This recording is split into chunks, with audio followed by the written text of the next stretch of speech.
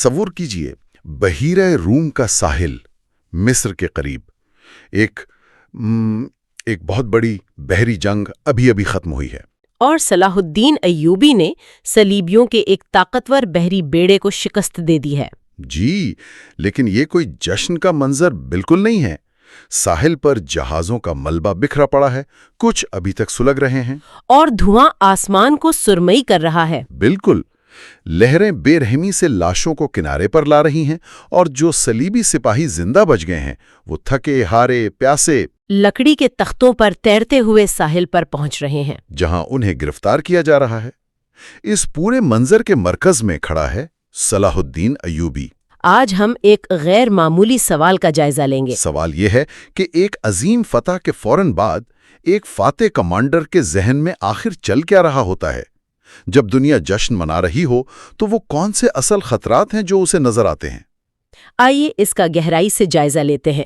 ہمارے پاس ایک تاریخی بیان کے کچھ اقتباسات ہیں جو ہمیں صلاح الدین کی سوچ اور اس وقت کے پیچیدہ چیلنجز کے بارے میں بتاتے ہیں۔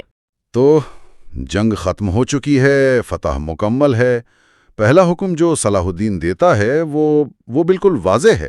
ایک فوجی حکم۔ جی، کہ سمندر سے جو بھی قابل استعمال جہاز یا سامان ملے اسے قبضے میں لے لو۔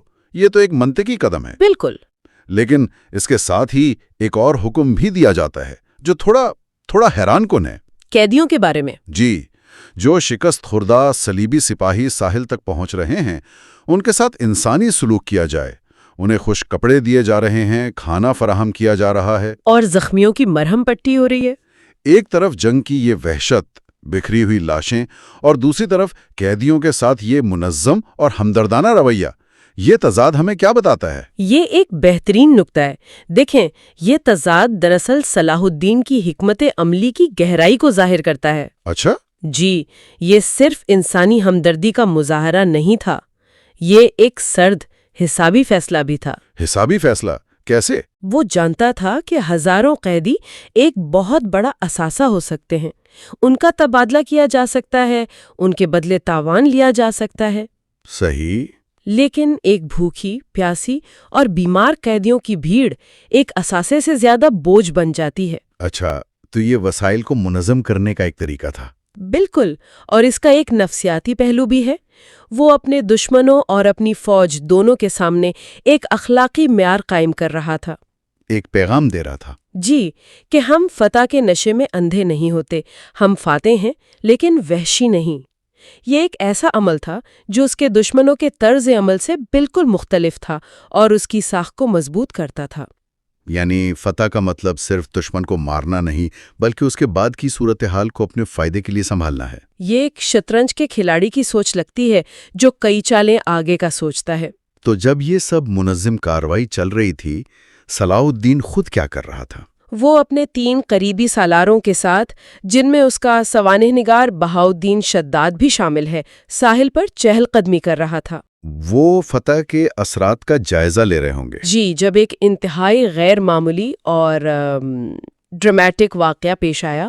ساحل پر کچھ گدھ لاشوں کو نوچ رہے تھے۔ ٹھیک ہے۔ اچانک ایک گدھ فضا میں بلند ہوا اور اس کے پنجوں سے کوئی چیز پھسل کر سیدھی صلاح الدین کے قدموں میں آ گری۔ کیا چیز تھی وہ؟ ایک انسانی کھوپڑی۔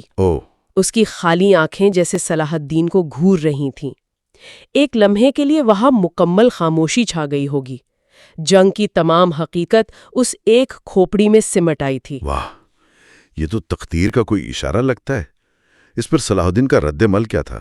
ظاہر ہے وہ اور اس کے ساتھی اس طرح کے مناظر کے عادی ہوں گے، لیکن یہ واقعہ بہت ذاتی نوعیت کا لگتا ہے۔ جی بالکل، اور اس کا رد عمل اس سے بھی زیادہ حیران کن تھا۔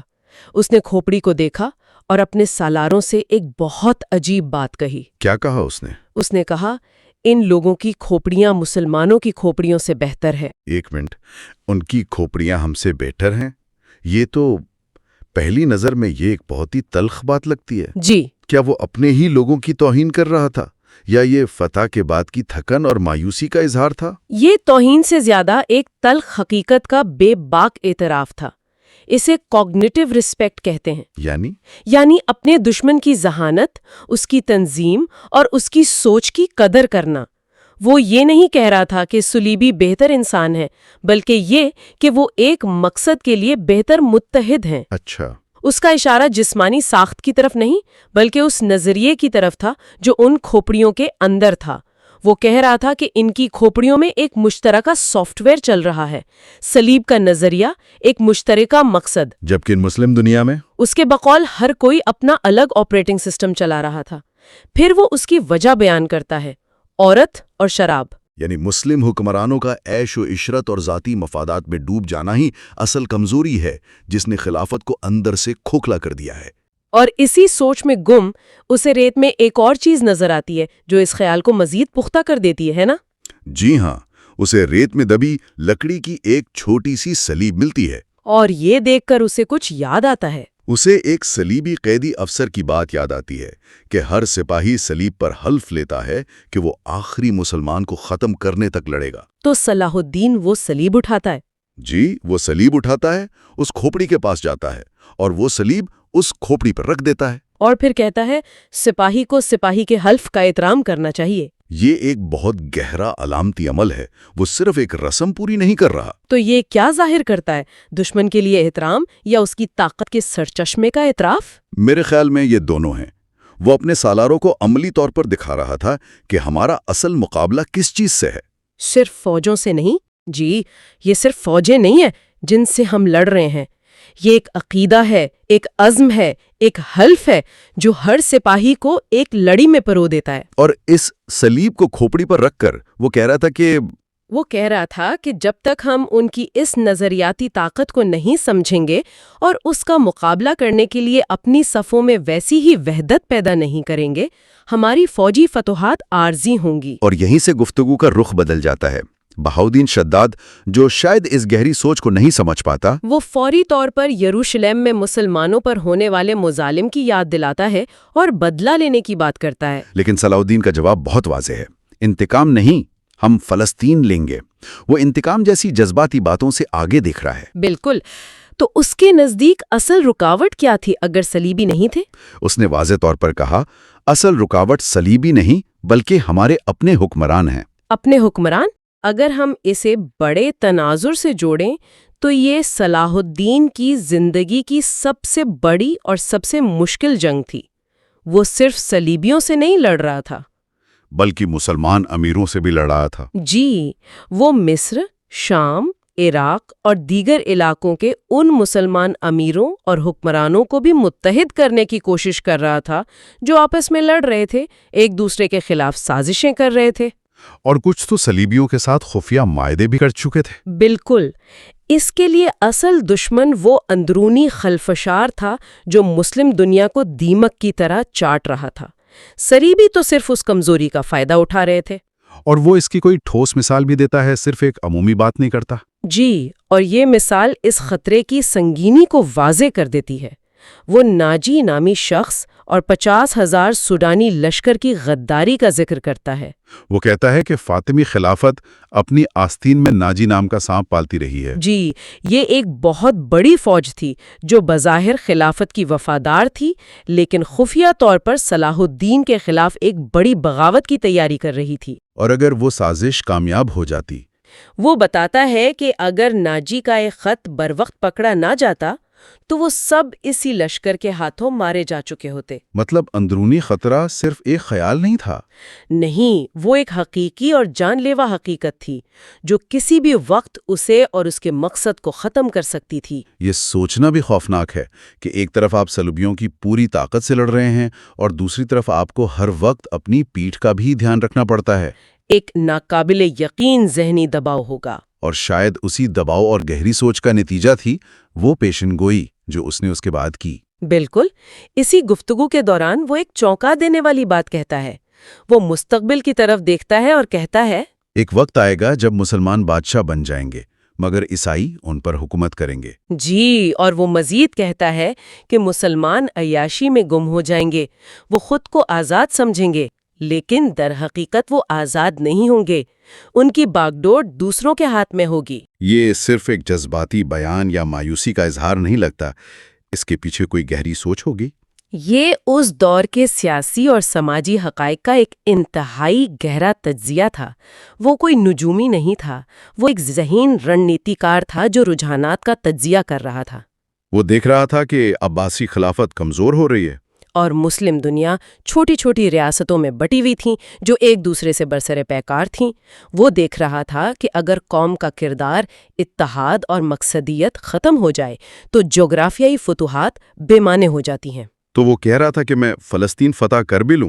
تو مسلمانوں کا جو عمومی رجحان ہے وہ بتا رہا ہے کہ وہ اسے دوبارہ گنوا بیٹھیں گے کیونکہ وہ اس کی حفاظت کے لیے درکار کردار اور اتحاد کھو چکے ہوں گے۔ یہاں صلاح الدین ایک آفاقی اصول بیان کر رہا ہے جو آج بھی اتنا ہی سچ ہے۔ جی، کہ سیاسی آزادی کا انحصار فوجی طاقت پر نہیں بلکہ قومی کردار پر ہوتا ہے۔ تو وہ مستقبل کے ان غیر مرئی وجودی خطرات پر بات کر رہا ہے، اور اسی لمحے حال کا ایک ٹھوس، حقیقی اور جان لیوا خطرہ ان کے سامنے آ کھڑا ہوتا ہے۔ جی ہاں، یہ منظر کی سب سے ڈرامیٹک تبدیلی ہے۔ وہ گہری فلسفیانہ گفتگو میں مصروف ہے جب اچانک ایک تیز سرسراہٹ ہوتی ہے، ایک تیر اور ایک تیر بجلی کی سی تیزی سے آ کر صلاح الدین کے دونوں پاؤں کے درمیان ریت میں دھنس جاتا ہے۔ جس سمت سے آیا تھا ادھر اس کی پیٹھ تھی۔ اگر نشانہ چند انچ ادھر ادھر ہوتا تو تاریخ کا دائرہ بدل جاتا۔ ناقابل یقین۔ اور صلاح الدین فوراً پہچان لیتا ہے کہ یہ تیر کس کا ہے۔ وہ کہتا ہے یہ صلیبیوں کا ہے، حشیشین کا نہیں۔ ایک سیکنڈ، حشیشین کون تھے؟ حشیشین، جنہیں مغرب میں اسیسنز کے نام سے جانا جاتا ہے، اسماعیلی فرقہ کا ایک گروہ تھا جو خفیہ قتل و غارت کے ماہر تھے۔ اچھا، ان کا طریقہ واردات مختلف تھا۔ جی، ان کے حملے قریب سے، ذاتی نوعیت کے اور اکثر خنجر سے ہوتے تھے، جبکہ یہ تیر جو دور سے کمان سے چلایا گیا ایک فوجی حکمت عملی تھی۔ تو صلاح الدین کا ایک نظر میں یہ فرق کر لینا یہ ظاہر کرتا ہے کہ وہ اپنے تمام دشمنوں کی نفسیات اور ان کے طریقہ واردات کو کتنی گہرائی سے سمجھتا تھا۔ وہ جانتا تھا کہ یہ حملہ کسی جنونی فرد کا نہیں بلکہ ایک منظم دشمن کی منصوبہ بندی کا حصہ ہے۔ تو یہ ایک ہی تیر اسے مستقبل کی فکروں سے نکال کر حال کی ایک نئی اور زیادہ خطرناک حقیقت سے روشناس کرا دیتا ہے۔ یہ ثابت کر دیتا ہے کہ اب کوئی جگہ محفوظ نہیں، بیٹل فیلڈ اب ہر جگہ ہے۔ بالکل، اور اسی لمحے صلاح الدین کا ذہن ایک نئے حل کی طرف جاتا ہے۔ اس قاتلانہ حملے کے بعد وہ ایک ایسا اعلان کرتا ہے جو جنگ کے تمام پرانے تصورات کو بدل دیتا ہے۔ وہ اپنے سالاروں سے کہتا ہے، میں جنگی تربیت میں ایک اضافہ کر رہا ہوں۔ یہ فن حرب و ضرب کا نیا باب ہے۔ اسے جاسوسوں کی جنگ کہتے ہیں۔ جاسوسوں کی جنگ، یہ ایک بہت بڑی تبدیلی ہے۔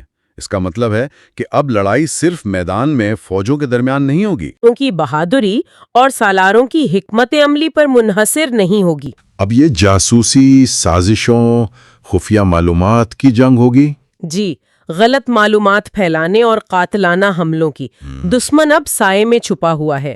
وہ آپ کا دوست، تاجر یا درباری بھی ہو سکتا ہے۔ تو صلاح الدین کو اس تیر کے ذریعے ادراک ہوا کہ دشمن نے جنگ کے اصول بدل دیے ہیں، اور اسے بھی جواب میں ایسا ہی کرنا ہوگا۔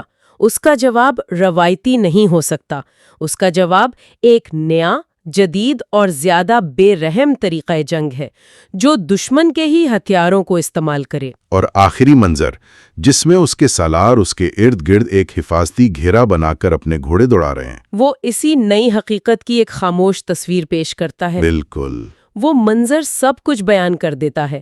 اب خطرہ صرف سامنے سے نہیں بلکہ دائیں، بائیں، پیچھے، ہر طرف سے ہے۔ سلطان اب صرف ایک فوج کا کمانڈر نہیں بلکہ ایک ایسی جنگ کا مرکزی ہدف ہے جس کا کوئی میدان جنگ نہیں اور جس میں کوئی اصول نہیں۔ وہ دائرہ اس کی حفاظت بھی ہے اور اس کی قید بھی۔ تو آئیے اس سب کو سمیٹتے ہیں۔ ہم نے ایک عظیم فوجی فتح کے منظر سے آغاز کیا، لیکن جلد ہی یہ واضح ہو گیا کہ صلاح الدین کا ذہن جشن میں نہیں بلکہ گہرے اور پیچیدہ خطرات میں گھرا ہوا تھا۔ صلیبیوں کی کھوپڑی اسے ان کی نظریاتی طاقت کی یاد دلاتی ہے، اندرونی غداری اسے اپنی کمزوریوں کا احساس دلاتی ہے، اور ایک اچانک حملہ اسے بتاتا ہے کہ جنگ کا طریقہ ہمیشہ کے لیے بدل چکا ہے۔ یہ کہانی ایک ایسے لیڈر کی تصویر پیش کرتی ہے جو سمجھتا تھا کہ فوجی فتحات عارضی ہوتی ہیں اگر قوم کی بنیادی کمزوریوں کو دور نہ کیا جائے۔ جی، یعنی اندرونی خلفشار اور اخلاقی زوال، کھوپڑی، صلیب اور تیر، یہ تینوں علامتیں اسے ان گہری سچائیوں کا سامنا کرنے پر مجبور کرتی ہیں جنہیں اکثر فتح کے شور میں نظر انداز کر دیا جاتا ہے۔ وہ جانتا تھا کہ فلسطین کو فتح کرنا ایک بات ہے، لیکن اسے سنبھال کر رکھنے کے لیے جس قوم کی ضرورت تھی وہ ابھی تیار نہیں تھی۔ اصل جنگ ابھی باقی تھی۔ اس متن کا اختتام جاسوسوں کی ایک نئی جنگ کے اعلان پر ہوتا ہے۔ ایک لمحے کے لیے سوچئے، کسی معاشرے کے لیے اس کا کیا مطلب ہوتا ہے جب جنگ میدان سے نکل کر گلیوں، بازاروں اور درباروں میں یعنی سایوں میں منتقل ہو جائے؟ اعتماد کے رشتے کیسے بدلتے ہیں جب دشمن ذرا بختر پہنے کوئی فوجی نہ ہو بلکہ کوئی بھی ہو سکتا ہے؟